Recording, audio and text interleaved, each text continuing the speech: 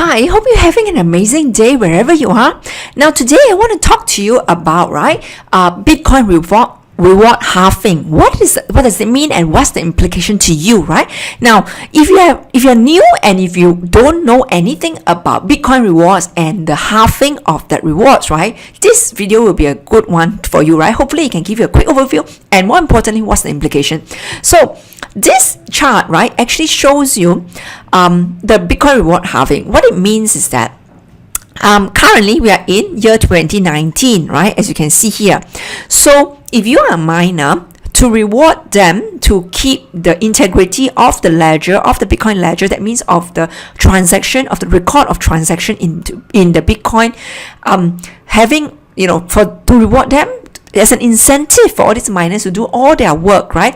Because these miners, what they do is actually they actually spend on a lot of electricity to ensure that their computer work 24/7, right? To ensure the transactions on the Bitcoin ledger, on the Bitcoin record, is all kept up to date. And the more people we have mining the thing, the better, because then there are more people having the same record. It is harder for anyone to actually trying to make the record, change it to their benefit, right? So to avoid the double spending issue. So the more people having it is better. So that's why we have reward. We give Bitcoin, we give free Bitcoin randomly to any computer who mine Bitcoin. And currently, at about every 10 minutes, there will be about 12.5 units of Bitcoin being given out to one random Bitcoin miner. And by next year, May 2020, this reward will be basically halved to 6.25 units of Bitcoin. So by that time, there will be less incentive basically for each miner to mine the Bitcoin. But the beauty of it is that with the reduction in the free Bitcoin given out, that means the supply available in the market, the supply growth will basically slow down. And that is given that a reduction in supply growth, right? That means supply growing slower. That means less supply in the market. And with demand increasing, given many factors which we will talk on more later, so the price, the effect on price will be basically very, very positive, right? And let's just look at in the past, why is that so as well? Now, so although people say, yes, you cannot use past performance to predict future performance, but from a lot of people's experience, and even my own, right? History doesn't always repeat, but it usually rhyme, yeah? So if you look at the history, the first halving happened on November 2012. So 1 year after the first halving, which is November 2013, you can see here the price actually, right? The price multiple grow by 82 times, right? That means it's a return percentage of 8,000%. Similarly, in the second reward halving that happens on July 2016, and if you buy into at that time, 1 year after that, right, the price increased by 4 times, or in terms of returns percentage is almost 300%. Yeah, so very, very encouraging. Yes. Now, the other thing is, why is that so? So just now to put it in more concrete, the supply reduction that we are talking about. So based on March 15, 2019, right, the daily minted Bitcoins, that means how many Bitcoins are created daily. That means how many Bitcoin are given out as reward to the miner. That's 144 blocks per day times 12.5 Bitcoins per block, because when the miner complete one block, that's about 10 minutes. Every 10 minutes, they are given out 12.5 units, and that get us to 144 blocks multiplied by 12.5 Bitcoins per block, lead us to 1,800 Bitcoins per day.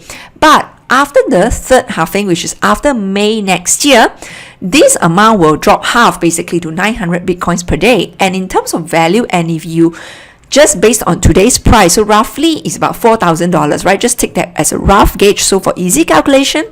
So based on March 15, that means around today, the value of 1,800 Bitcoins times $4,000 per Bitcoin, that gives you about $7 million worth of Bitcoin created daily.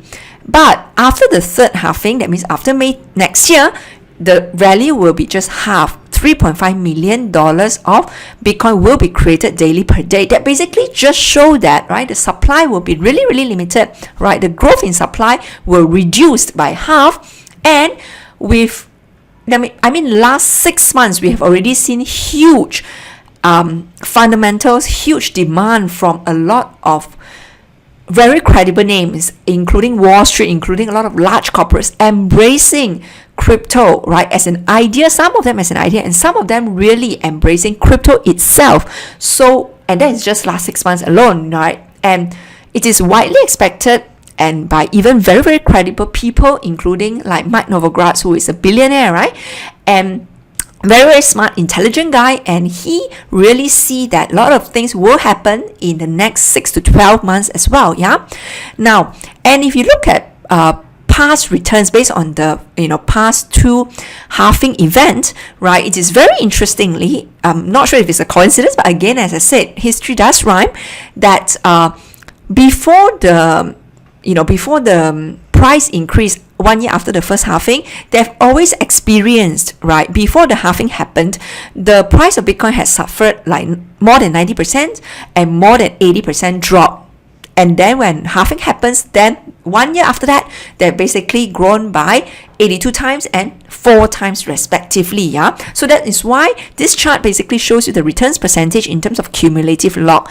And interestingly, the returns is increasing. That means, right, every time even there's a drop, right, the lowest price each year is still higher than the lowest price the previous years. And in fact, the lowest price to date is still higher than every other lowest price if you take the history of Bitcoin to date, right? And that is so powerful. That means although we have seen so much turbulence, and you might only have seen the latest round of more than 80% drop, but the market has been proven very resilient and have gone up. And remember, last 10 years, right, was without any big names, without any Wall Street coming in, without any good data, without any good research coming in. It was mainly start off with just cypherpunk supporting it, and then even the most recent rally, it was driven by unsophisticated retail investors. But in the just last 6 months alone, we have so many names, right? Fidelity.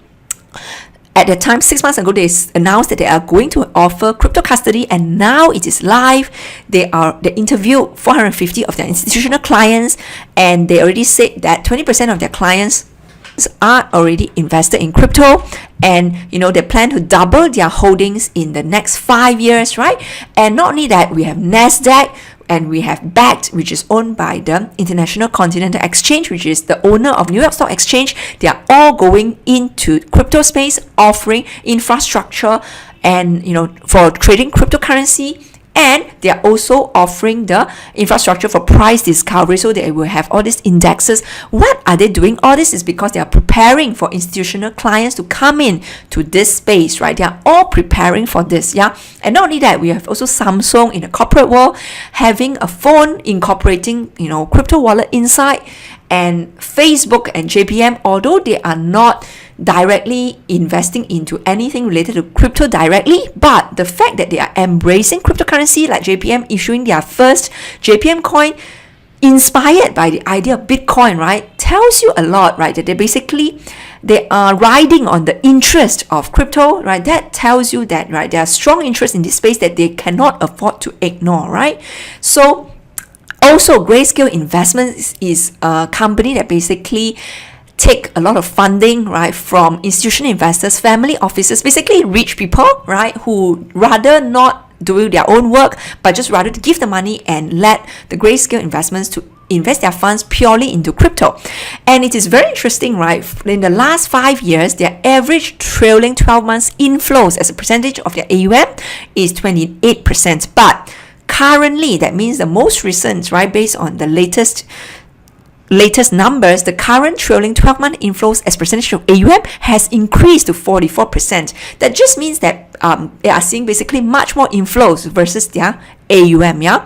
And remember, their clients are all very rich family offices or very rich individuals or pension funds, right? So very, very prominent big investors with huge flows of money, right? And even if they just invest a tiny percent, 1 to 2% is, it will really, really blow up the current market cap we have today, yeah?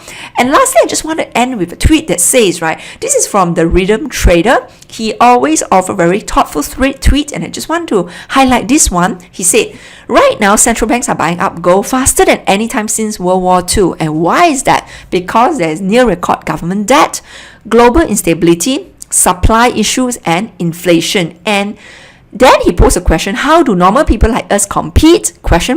He suggested we buy Bitcoin. Now, I'm not suggesting anything. I'm not financial advice. I can't give financial advice. I'm not a financial advisor. But given all that I have said, right, you should make up your own mind, right? But do your own research and see for yourself, right? And again, it is always a probabilistic bet, right? I mean, just like Mike Novogratz has said, he thinks that basically if you know, right, that there's a small percentage, even 5% or 10%, that your investments will 100x just based on today's Bitcoin market cap versus the gold market cap, right? That's about 100 times based on today's price. Then he thinks that he doesn't know when it will 100x, but he thinks in 20 years, he thinks it is very likely in 20 years, and he thinks it is easily, he said that twice in his podcast to Anthony Pomplianos, he said that twice, he said easily it can reach 100 times in 20 years, twice easily. But of course, he doesn't know when exactly that will happen, whether it will happen in the next 6 months, in the next 12 months, he doesn't know that, right? And of course, there's also a high probability that your 1 to 2% of your investment will go to zero. But again, if you are only investing a small amount that you're willing to lose, so will you take that bet? That's really the question to ask yourself, yeah? Is this asymmetric bet? But just on one note, which is a fact, is that this is the argument that Morgan Creek Digital convinced the first pension fund to actually invest in crypto related companies, and that fund have the options to invest up to 15% of their fund directly into crypto. Yeah, so it's just a matter of easing them to crypto first, and then I'm sure then they will be more comfortable investing directly into crypto. So that's already a fact. It already happened on February 14 this year, right? They're already in, and you just take one in, then the others will follow. That's really what I think. Again, not financial advice. So I will leave you here with all that thought, and hope you're having a great day ahead. And please leave a like or subscribe, right, if you like this, and have a great day ahead. Thank you so much for watching.